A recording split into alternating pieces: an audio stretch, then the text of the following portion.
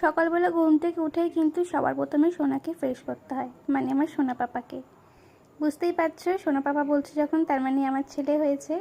এই কথাটা ভেবেছিলাম প্রথম দিন বলবো, তা অনেকেই বলছে এখন বলতে হবে না, সবাইকে পরে জানাস, তাই জন্য কিন্তু আজকে জানালাম।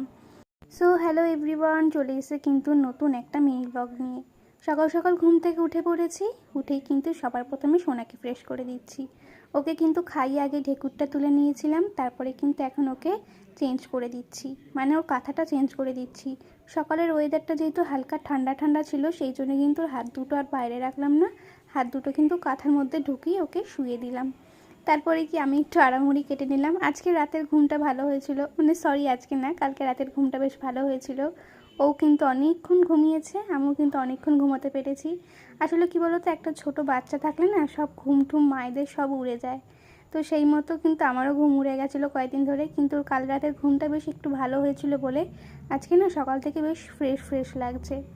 তো তারপরে খাট থেকে নেমে আগে সবার প্রথমে ব্রাশ করে মুখ টুক ধুয়ে নিয়েছি। ধুয়ে একটু ক্রিম মেখে নিলাম। ওয়েদারটা ঠান্ডার জন্য না এখন মুখটা কিন্তু হালকা টান ধরে। কিছু একটু যদি না মাখি মুখে মনে হয় কি মুখটা একদম শুকিয়ে যাচ্ছে, সেই জন্য কিন্তু এখনও হালকা একটু ক্রিম মাখতে হয়। তারপরে এই যে মা উঠে পড়েছে, মা উঠে এখন ওকে কোলে নিয়েছে, নিয়ে ওর সাথে একটু খেলাধুলো করবে। তারপরে গিয়ে আজকে একটু ভাবলাম কি বিছনার চাদরটা চেঞ্জ করব। তারপরে মা বললো এখন আর চেঞ্জ করিস না, আতুর ঘর তো আর কয়টা দিন বাকি আছে, তখনই একেবারে সব চেঞ্জ করে নতুন পাতা হবে, সেই জন্য আজকে আর চেঞ্জ করলাম না। কারণ এখন চেঞ্জ করলে সেটা কিন্তু আবার কাচতে হবে, আবার যেটা পাতবো সেটাও কিন্তু আবার কাচতে হবে। সেই জন্য আজকে আর চেঞ্জ করলাম না, একেবারে আর 2-3 দিন গেলেই আতুর ঘর উঠে যাবে, তখন কিন্তু একেবারে চেঞ্জ করে নেবো।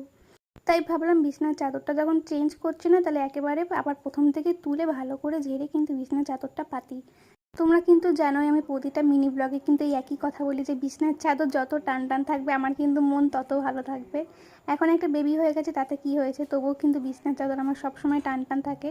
হ্যাঁ, ও যখন একটু বড় হবে তখন ব্যাপারটা একটু আলাদা হবে, কিন্তু এখন যতদিন আমি পারবো ততদিন চেষ্টা করবো যাতে বিছনাটাকে ক্লিন রাখতে পারি, চাদরটাও টান টান রাখতে পারি। তারপরে একটু মা চা করলো, চা বিস্কুট খেতে বসলাম। বসে আজকে না ভাবলাম একটু শোকেসটা গুছাই।